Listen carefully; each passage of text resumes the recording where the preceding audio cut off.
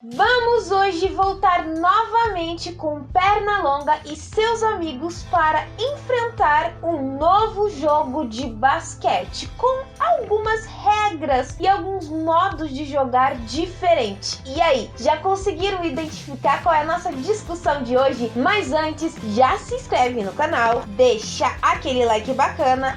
E não esquece de ativar o sininho de notificação para você não perder mais nada.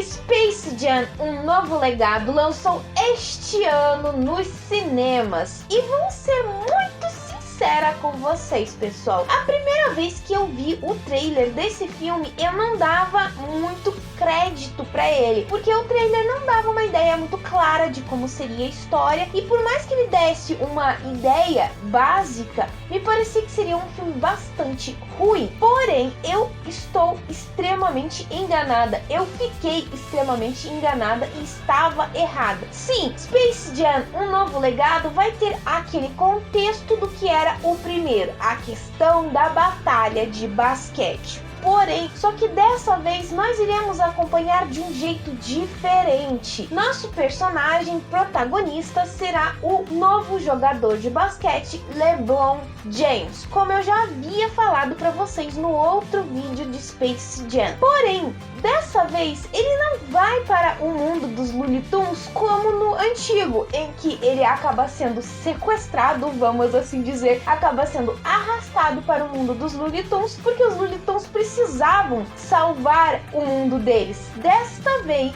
o nosso protagonista, o LeBron, precisa salvar o próprio filho para tirar daquele mundo, e ele precisa da ajuda dos Looney Tunes para ganhar do nosso vilão. É interessante esse filme, gente, porque ele dá um contexto totalmente diferente. Aquela base real do que é o Space Jam ainda continua. Então é isso que é interessante. Nós temos sim aquela batalha de basquete, porém de um modo diferente. Nós não vemos os Looney Tunes pedindo ajudas, e sim o nosso protagonista, que é o jogador de basquete LeBron James. Então a gente já começa essa questão da história em que nós acompanhamos o LeBron, como ele se tornou um jogador de basquete, exatamente como foi a questão do Michael Jordan, em como ele foi para aquela carreira de ser um jogador de basquete, se tornou famoso. É o mesmo contexto do primeiro, a gente acompanhando até chegar àquela vida em que ele está. Diferente do primeiro, em que o Michael estava desistindo de ser um jogador de basquete, nesse o LeBron ele continua com isso. Ele continua jogando, sendo um jogador de basquete bastante renomado, bastante conhecido.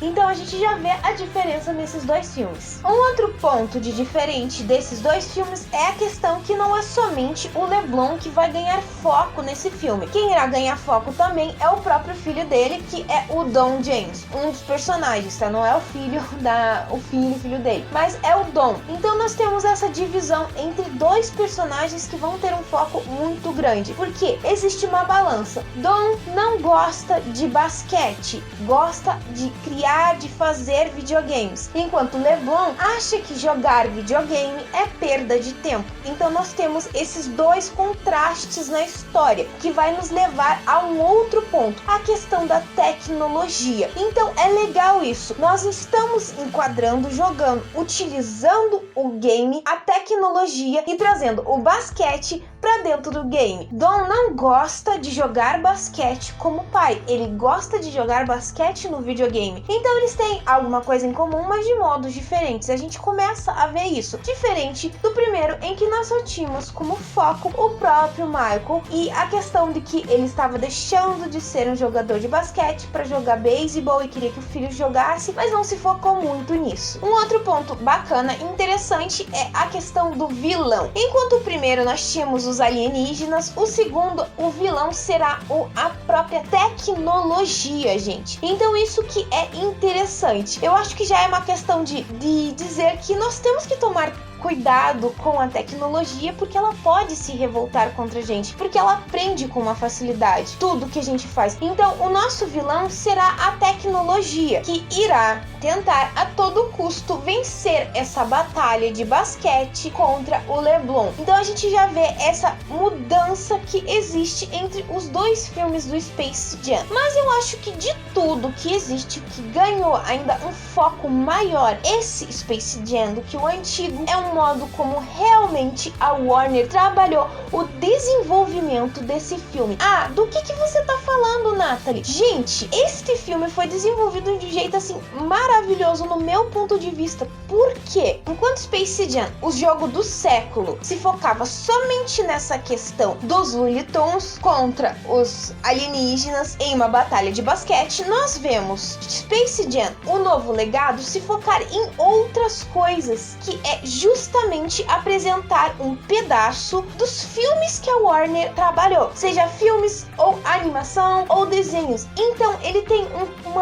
um ganho muito maior nisso. Ele ganha um espaço muito maior, dando um foco, um pedacinho que seja do Space Jam, mostrar os filmes que eles já trabalharam, as séries que eles já trabalharam, as animações, os desenhos. Então eu acho que tornou esse filme ainda mais rico nesse sentido. Outra coisa que é interessante, que ganha bastante essa questão desse novo filme do Space Jam, é o modo como eles trabalharam a junção de um esporte que é muito jogado nos Estados Unidos, que é o basquete, é um dos esportes muito jogado, não é o maior, né, gente, com o videogame. Então, aquela junção. Ah, Nathalie, mas existe um monte de jogo com videogame. Sim, gente, mas o modo como eles trabalharam essa batalha que existe é fabuloso. Por quê? Nessa nova versão, nós não vamos seguir realmente as regras do basquete, e sim de um videogame. Então, existe uma mudança. E ainda se torna mais fantástico ainda, como eu disse, o modo quando vai ser você ver que quem são a plateia do filme não é somente a família do LeBron, mas também os personagens que fizeram parte da história da Warner. Então, gente, é uma coisa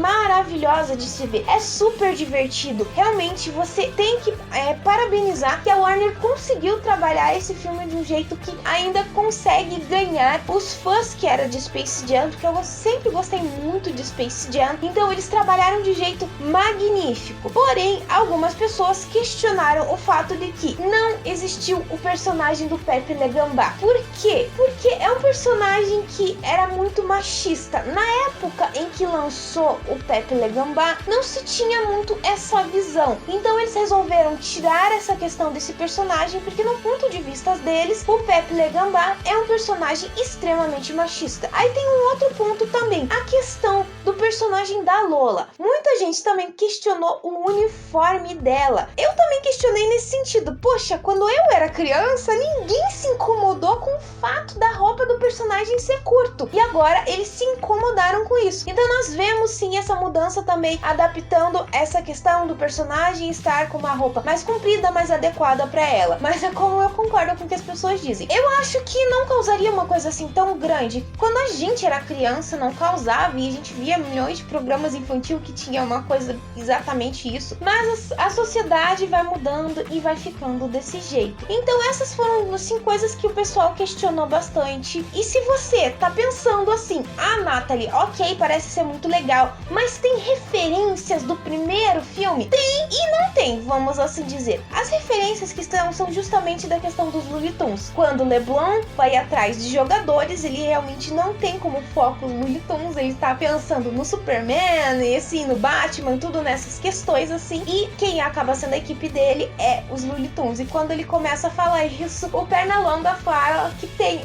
uma leve lembrança sobre isso, e a Lola também comenta sobre isso. Então existe sim aquela ligação, vamos dizer assim, aquela ligação que existia entre o primeiro e o segundo. E também existe a aparição dos personagens que são os alienígenas. Então você vê eles aparecendo. Então é interessante isso. Porém, eu achei bastante decepcionante o próprio Michael Jordan não aparecer, porque eu acho que muita gente esperava ele. Eu não sei se ele não quis participar ou ele não conseguiu, mas ia ser muito mais interessante bastante ainda. Já imaginou a aparição dele? Então assim, não tem realmente essa aparição, o que foi uma decepção. De resto, eu acho que ficou muito legal, principalmente aquela cena em que eles entram no mundo de Hogwarts. Então assim, ele fica todo eufórico com isso. Nossa, é Hogwarts, nossa, a minha casa é Lufa-Lufa, eu sabia. Ou o mundo quando eles entram no mundo da DC com a questão do Superman, da Liga da Justiça, é muito interessante, gente. Realmente eles lembram vários trabalhos que a própria Warner fez. Então isso é um ganho fabuloso. Ou a questão do Máscara que aparece, o antigo Pinguim de um dos primeiros filmes do Batman, gente, é muito legal. O Tubarão também aparece, vale a pena assistir. A batalha é interessante, é legal, é uma visão diferente e principalmente aquela questão novamente que eu vou mostrar, que eu falei já no filme da família Addams, aquela batalha, aquele desentendimento que existe entre pais e filhos. Nem sempre o filho vai querer seguir a mesma carreira que os pais. Então nós vemos isso também no filme, demonstrando isso, que às vezes eles querem seguir caminhos diferentes e por mais que seja doloroso para um pai, ele tem que apoiar a decisão do filho.